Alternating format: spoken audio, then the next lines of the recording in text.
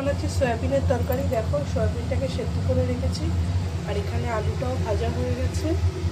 এখানে মশলার মধ্যে দিয়ে দেবো আদা, টমেটো আর দুটো কাঁচা লঙ্কা। ফোড়নে দেবো জিরে আর শুকনো লঙ্কা, দিয়ে দেবো একটা তেজপাতা। এবার দিয়ে দেবো বেটে রাখা মশলাটা। এবার দিয়ে দেবো জিরে গুঁড়ো, 1 চামচ হলুদ গুঁড়ো, দিয়ে দেবো 1 চামচ পরিমাণ চিনি, দিয়ে দেবো 1 চামচ পরিমাণ নুন। এবার আলুগুলোও দিয়ে দেবো। মশলাটা কষানো হয়ে গেছে, এবার আমি সেদ্ধ করে রাখা সয়াবিনগুলো দিয়ে দেবো। এবার দিয়ে দেবো কুচিয়ে রাখা ধনেপাতা।